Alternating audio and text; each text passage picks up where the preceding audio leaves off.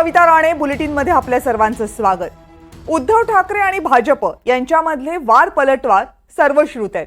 गेल्या काही वर्षांमध्ये महाराष्ट्राने ते अनेक वेळा ऐकलेत, पण आज शाखा प्रमुखांच्या मेळाव्यामध्ये उद्धव ठाकरेंचं टार्गेट फक्त आणि फक्त मोदी आणि फडणवीस असल्याचं दिसलं। राजकारणात एकतर फडणवीस शिल्लक राहतील नाहीतर मी, या शब्दांमध्ये त्यांनी आज डरकाळी फोडली आहे। नेमकं काय आव्हान दिले उद्धव ठाकरे यांनी आज, बघूया। सगळं मी सहन करून जिद्दीने उभा राहिलेला आहे, तर तू तरी राहशील तर मी तरी राहील। त्याच वेळेला आमचे जे सत्व आहे, स्वत्व स्वतःचं, ते आम्ही तुम्हाला लुटायला देणार नाही। नाही म्हणजे नाही आलात तर तोडून टाकू। गावचे केलं त्या हंडी उभवली।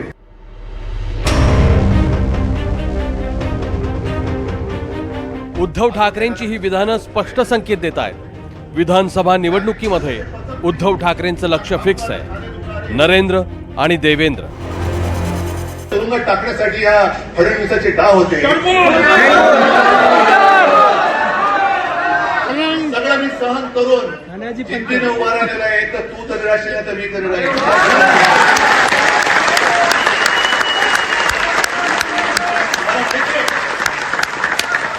अजूनही माझ्याकडे अधिकृत पक्ष नाहीये, माझ्याकडे चिन्ह नाहीये, माझ्याकडे पैसा नाहीये, पण मी केवळ आव्हान देऊ शकतो आणि घेतो ते तुमच्या ताकदीवर, तुमच्या भरोश्यावर।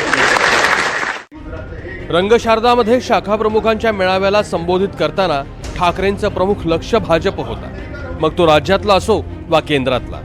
आणि त्या घराण्यात मी जन्मल्यानंतर माझी मुंबई माझ्या डोळ्यात देखत ओरबाडली जाते आणि मी शेपूट धरून गप्प बसू शकतो असेल? मोदी असतील आमचे पूर्वीचे सहकारी।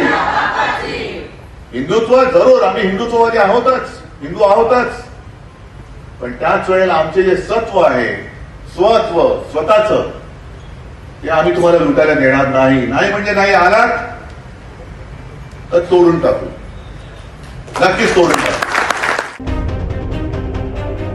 आता थेट राज्यातल्या आणि देशातल्या शीर्ष नेत्यांना अशी आव्हानं दिल्यानंतर राज्यातल्या नेत्यांना उत्तर तर द्यावंच लागणार ना। काय क्षमता आहे देवेंद्र फडणवीस यांनी तुमची?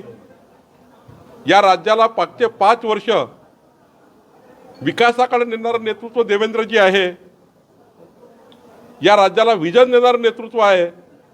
आणि तुम्ही त्या ठिकाणी ज्या पद्धतीने बोललात, महाराष्ट्राची जनता तुमची मानसिक दिवाळखोरी आता जनतेने समजली आहे। तुम्ही जातीपातीच्या राजकारणात उतरले आहे। महाराष्ट्रामध्ये सर्वाधिक लोकप्रिय नेता देवेंद्र फडणवीस साहेब आहेत, हे त्या ठिकाणी सिद्ध होतं।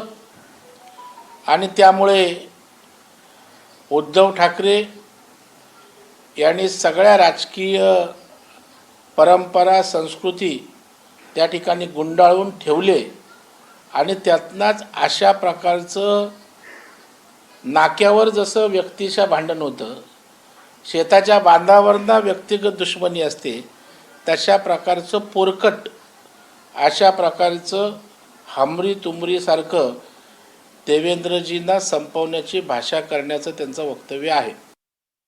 देवेंद्र जी ने और एकनाथ शिंदे साहब ने मिलके जो इंफ्रास्ट्रक्चर में क्रांति की है महाराष्ट्र में, तो रहेंगे, देवेंद्र जी रहेंगे। अभी वो क्या बोले, क्योंकि मॉरल सपोर्ट तो उनके जो कार्यकर्ता है, उनके जो लीडर लोग हैं, उनको मॉरल सपोर्ट देना पड़ेगा, इसलिए उन्होंने किया हुआ ये बयान है। आरक्षण चाललेलं आहे, अटलजींनी घेतलेला निर्णय आणि त्यानंतर लोकसभा निवडणुकीत भाजपला अपेक्षित यश मिळालं नाही। तुलनेनं महाराष्ट्रात महाविकास आघाडीनं बऱ्यापैकी यश मिळवलं। विधान परिषद निवडणुकीत पुन्हा भाजपनं बाजी मारली, त्यामुळे आपापल्या कार्यकर्त्यांना ऊर्जा देणं, त्यांच्यात चैतन्य निर्माण करणं ही नेत्यांची प्राथमिकता बनली। उद्धव ठाकरेंचं आजचं मार्गदर्शन हे त्याचाच भाग होता। देवेंद्र कोल्हटकर, NDTV मराठी, मुंबई।